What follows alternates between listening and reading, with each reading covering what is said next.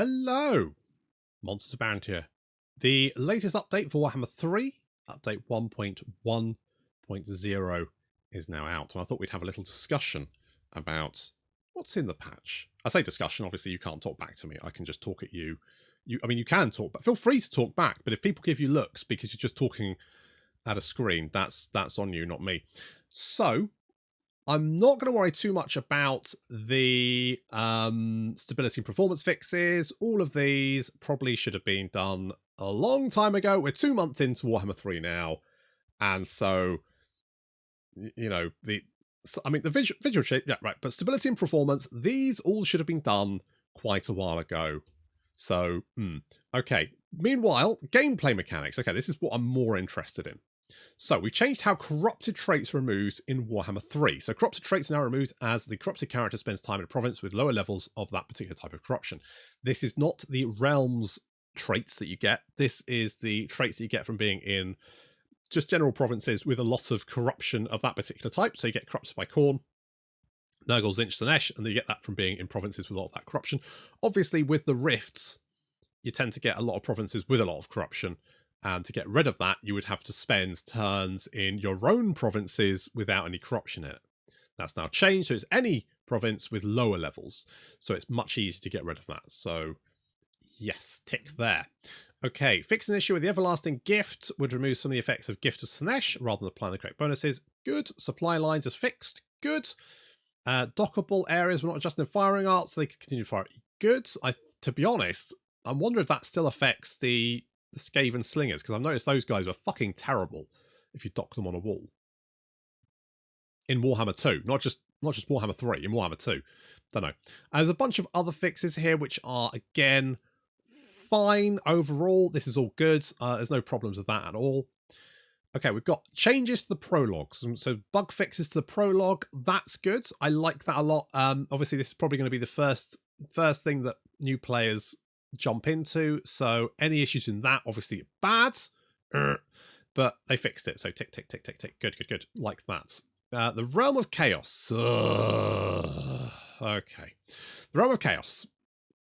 So numerous changes have been made to the Realm of Chaos Souls race to allow for more flexibility in how you approach that race, counteract enemies as they pursue souls, and the conditions afflicted upon the lords who enter the realms. Okay, is that true? Let's find out. We have reduced the effect of negative traits inflicted upon entering the realms of chaos by 50%. Alright. Demon legendary lords will no longer be inflicted by negative traits within the realms of their respective chaos god. Good, because Kugath having Nurgle stink and that being a bad thing, kind of weird.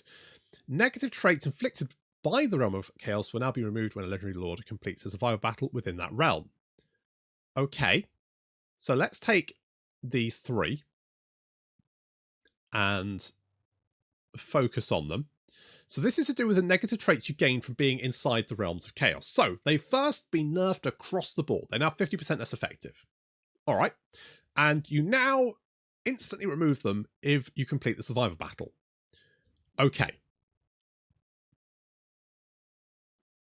So my question then is, what's the point of them? They've been nerfed by 50%, and also now that if you complete the survival battle within the realm, you instantly get rid of them. So, why do they still exist at all? Because, if anything, initially, they were probably too punishing. Some of them were anyway. Like the Nurgle was like minus 20% melee defense for your entire army, which was pretty brutal. The Slaanesh one was just kind of like, meh, who cares? But they did have ranks, and they did get worse, and some of them were really, really quite bad. But the only thing it seemed to make you do was to put your legendary lord into rehab after they came out of the Realm of Chaos. So you just stuck them in a settlement, probably with the anti-Skaven building, whatever the hell that is, and next turn, no trait. Fine. But that meant that your lord had to be near to a settlement with that, or it was only a 50%, it had to be a provincial capital, although it's only a 50% chance to get rid of it, which means you might have to travel to that settlement, put them in there, wait for them to get rid of it. If you didn't have the anti-Skaven building in there, then it might take 2 or 3 turns. So just took your lord out of the game for longer. Already, you're sending them to the Realm of Chaos, which takes them out of the main campaign for 5 to 10 turns. And then they come back, and then you're like, okay, now stick them in a settlement for a couple of turns and get them ready to go again.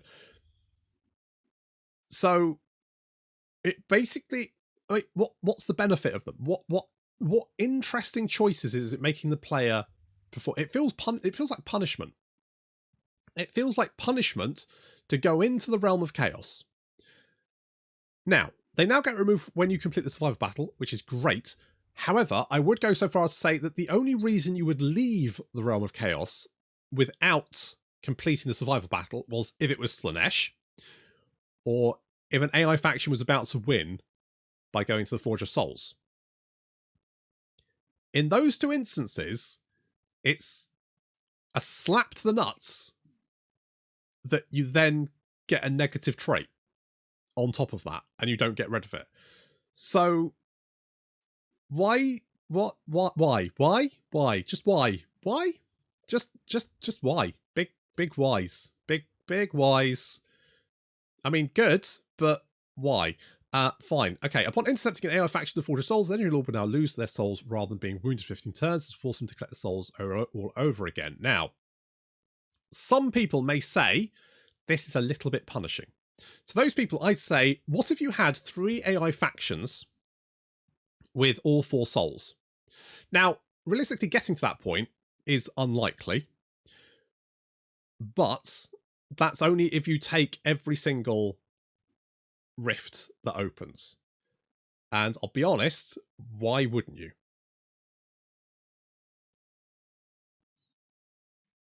But what if the AIs get lucky? So, in theory, and this is, you know, quite a long shot, but in theory, 3 AI factions could effectively hit 4 souls the same time as you. Now, that's unlikely to happen, but it could happen. At that point, if they all go for the Forge of Souls, and they spread themselves out, because again, you don't get notified when they're going to turn up.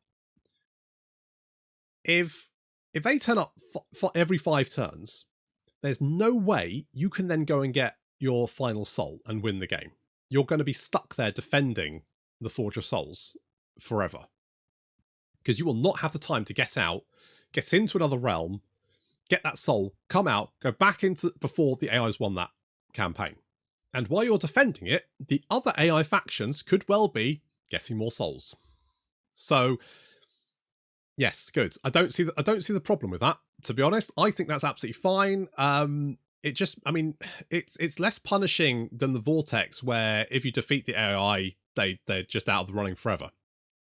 So, good. The protection chain buildings can now be constructed to prevent rifts from spawning in the province in which they're built. That's the Skaven protection buildings. I call them Skaven because they're the ones that find the undercities. Yeah, that's the one. They're the ones that find the undercity, which is good.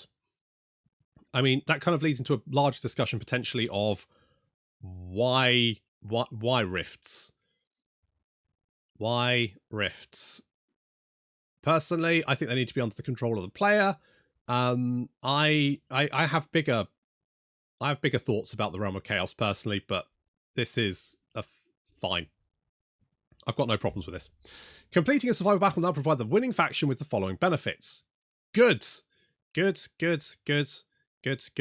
There should be a reason for going into the Realm of Chaos, and this is it. Good. Fine. Tick. Good. Lovely. Like that a lot. So you get more corruption or less corruption, more control, more growth, and more income. Perfect. Right. Additional adjustments we made to the following realms. The Tzeentch realm. Options offered during dilemmas triggered at points of interest will now provide replenishment. Fine. Tzeentch realm. Boon of Tzeentch. The options offered by the demo now properly displayed as rewards when it appears. Fine. Now, so the changes to the realm of Tzeentch, they are in general fine. However, they do not go far enough. Because the dilemmas at the points of interest were never the problem. The problem with the Realm of Tzeentch was that it's bullshit.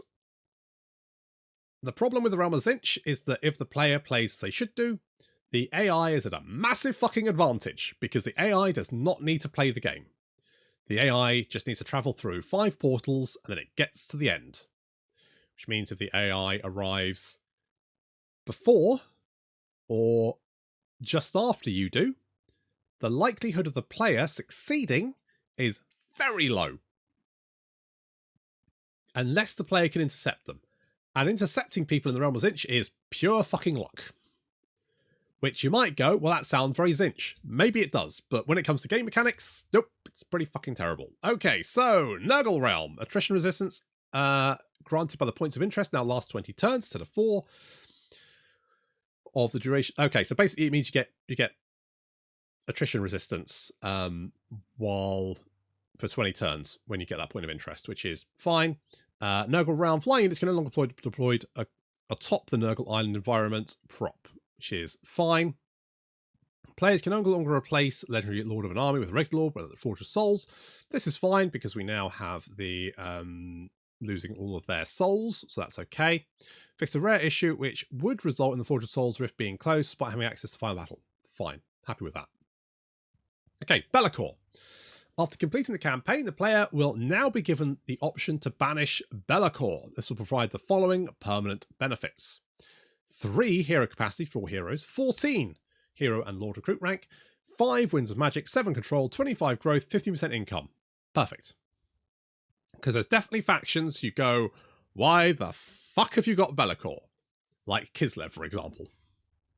Hey, aren't you the guy that just got our bear god and tried to fuck him up? Yeah, that's me. Well, welcome aboard, I guess.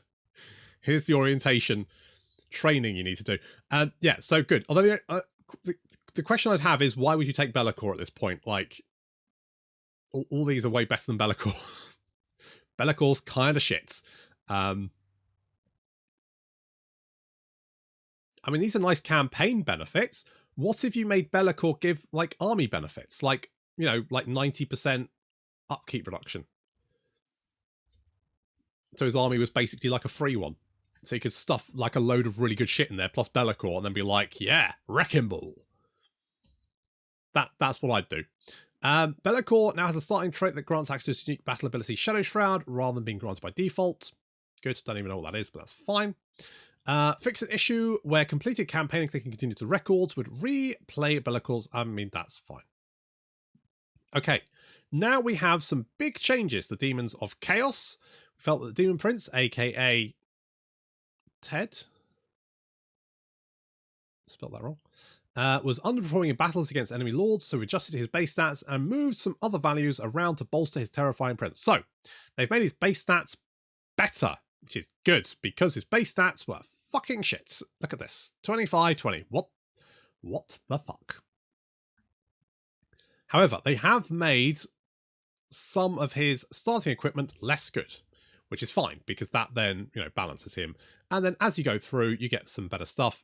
The demonic offerings progression, some people were like, oh, he doesn't get technology or faction bonuses. And I'm like, have you seen some of the faction bonuses? For that matter, have you seen some of the other technology trees for some of the factions? Like, look at poor fucking Nurgle. His tech tree is awful. Like, genuinely appalling. Compared to what the fucking Demons of Chaos get. Nurgle, he's a sad boy. This big, sad, chubby boy with horns. I'm sad. Because that's Nurgle. There you go. So, they've beefed it up a little bit, which is great. Like it. Right, fine. That's good. There's some good changes in there. 25% buff to campaign movement range after winning a battle for Khorne 5, 6, 7, 8. Good. Global replenishment bonus for Nurgle with Nurgle's offering. Great. You know, just generally good stuff there. That's fine. Happy with that.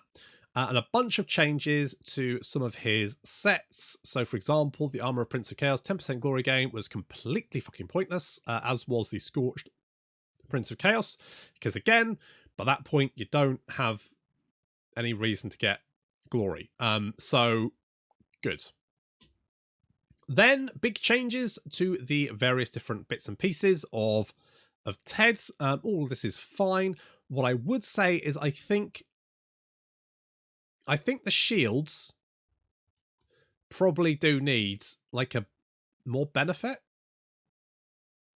Like there's the charm shield has an ability on it which basically gives you more missile resistance. Something like that. Put some abilities on them. Like, you know, the blood shield. Make it, I don't know, heal you or something. When you're doing damage. Let the, you know, I don't know, just effects. Put more effects on stuff. That's what I'm saying. Like, you know, Ted should be Mr. Effects. Weapons should have more stuff on them. Like the Hellblade, Slaughterous Hellblade, has that effect where if you kill over 90 things, you get more bonuses. Good. More of that. That's what I'm saying. Let's go with that. General fixes. Fix an issue where a narrative campaign would continue to trigger after completed campaign, including rifts reopening in the world. Good. Fix an issue where Boris will not be created as a new faction and does not appear in the Lord's Group after completing the front. Good. Glad those things are fixed. Okay, battles. So, spells were changed across the board for Warhammer 3. However, Penumbral Pendulum was forgotten. So, it remained ridiculous. So, they basically, like, increased the power of all spells, but then nerfed them. So, they remained sort of, you know, within certain bounds. However, Pendulum was forgotten, and as such, it was fucking ludicrous. It was stonks. As such, they've nerfed it, which is totally unsurprising considering you could literally delete units with it. Just gone. Like you'd use it on a unit, and the unit was just didn't exist anymore. So good. Unit responsiveness has been looked at, so it's only as a starting point, which is fair enough. But several bug fixes. So improved how infantry units react to orders, range units firing slow when docked on siege walls or similar, so they fixed that one. Fixed issue which caused rangers to reset animation without having fired, and locked control groups would no longer enter guard mode. Good. Good. The charge reflection attribute will now require units to be braced against the charging. Yes, that's good. Fixed an issue where defending units would use the attacker's mass rather than their own mass for impact damage. Good. Fixed an issue where attacker reinforcement enter from the defended city. Never seen that happen, but sure. Army reinforcements should now correctly enter battle according to position on the campaign map relative to the battle. Good, because sometimes that was a bit weird. In domination survival battles, some units will no longer offer a refund after being teleported away from the battle. I didn't even realise that was a thing, but sure. Okay. General fixes. So the Exalted Lord of Change Lord now has access to the Greater Arcane Conduit. Yes! Yes, yes, yes. Yes, damn, I've just finished my Zinch campaign. Not that I ever actually had an Exalted Lord of Change, so... Did I? Oh, no, I did, didn't I? Yes, I did. And he seemed like lackluster because he did not have Greater Arcane Conduit, and he didn't have a melee line, so he's basically just like, I guess he's fine. Ogre Kingdoms, Iron Blasters. We envisioned this unit to be a bit more of a mobile shotgun platform rather than a sniper artillery piece, for example, flanking followed by shooting down the length of enemy units. The below changes aim to push this more in that direction, which is good. Gorges. Expected to quickly smash your light and medium infantry. We expect them to be vulnerable to missile fire, beaten handily by anti-large units, and trade moderately with anti-large heavy infantry. Reduce their AP damage and entity count should help them. So that's fine. I'm happy with that. It's interesting to see what they expect units to do. So I actually quite like this. I like knowing what their expectations are. Because see if it matches mine, basically. Fix an issue where Garrison Firebelly heroes will not receive their spells in battle. Good. Multiplayer. I'm not interested in multiplayer. Right. Grand Cathay. We found that Grand Cathay had several underperforming units that seemed to struggle in most situations. Sky Junks. Really?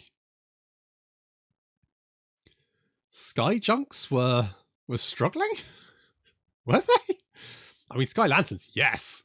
Sky Junks, and the Wujing War Compass. We've made several adjustments to the first units across the board. Okay, good. So, Harmony has been increased. That's good. So they've increased the ammunition, which is fine.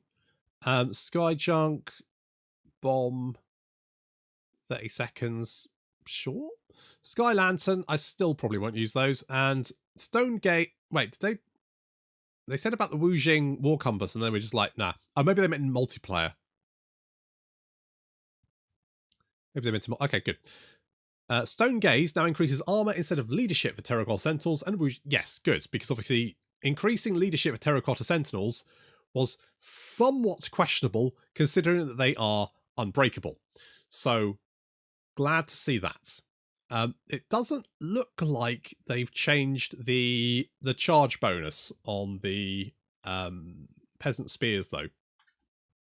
Like, the skill for that is like they get an extra 2 charge or something, which is pointless for a unit which should be bracing. Anyway, multiplayer, not interested in that. Barriers. So with Tzeentch, when it comes to barriers, we know the community concerned that heavy changes could have drastic consequences on Tzeentch's viability on the battlefield. So for now, we've adjusted the recharge delay when cycling units to restore their barriers. Tzeentch players will now have to spend significantly more time doing so. So they've changed it from 15 to 13 seconds. Sure. When fixes to Winds of Magic reserves the ability to endlessly cast cheap spells like Blue Fire, Tzeentch was drastically reduced but not completely fixed. To correct this, we've reduced the values of Arcane Surge army ability.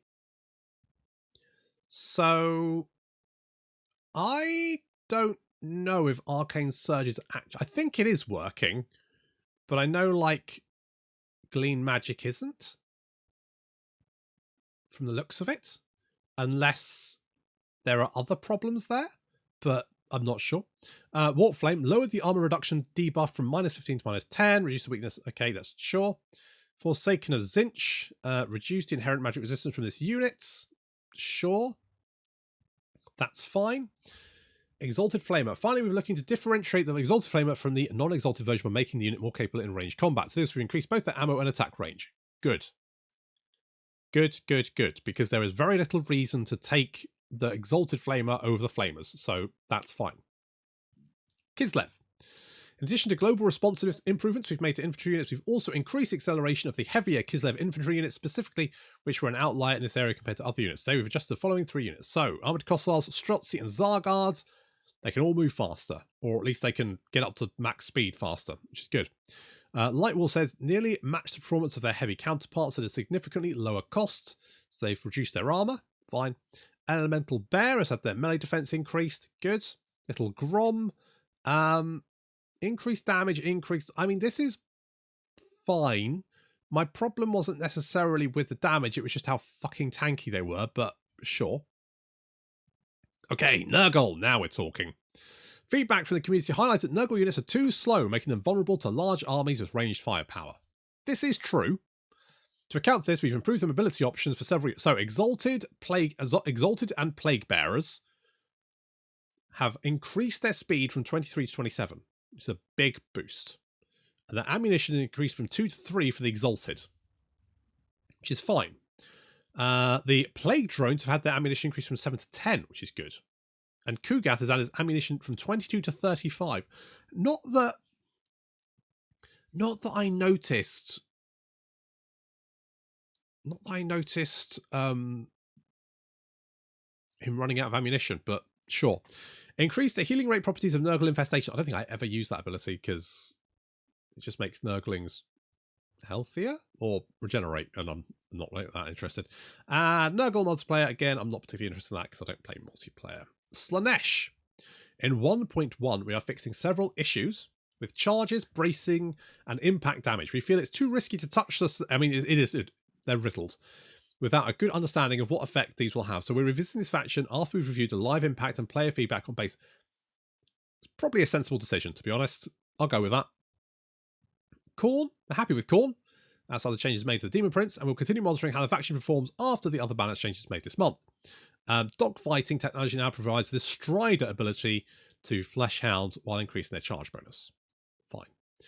Okay, I mean, that's, and then we got some multiplayer changes, there's some new stuff, localization, general fixes, blah, blah, blah. Fine. Okay, so overall, good. I still have, like, I still have some issues with the Realm of Chaos, I think, but that's outside the scope of these patch notes. But overall, you know, that's good. I like that. I still think we need a numbers pass on the tech trees, particularly for Nurgle, because he's sad. And I mean, it's nice that we're getting this. I'm glad of it. I hope we see, you know, more passes on numbers. I think maybe the Demon Prince was the most obvious, had the most obvious issues. That's my guess. Because, like, he was obviously really underpowered at high levels. When you look at him and he's, like, not as good as a Goblin Lord at max level, you're like, nah, maybe there's something wrong here. So glad that got fixed. But I do think there's still just a whole bunch of numbers in the game that need to be looked at. And the rifts, I might do a separate video on the rifts just to explain my problem with them and what I think potentially could be done to fix it. But yeah, good. Okay, well that's the 1.1.0 changes. Of course, I mean, the thing is, Warhammer 2 was out for many years and got many updates and many patches. So this is the first patch for Warhammer 3. I'm sure we'll see many more. For a first patch, it's pretty good. It's just a shame that it took quite so long to get to us. But there we go. Thank you very much for watching, and I'll see you next time.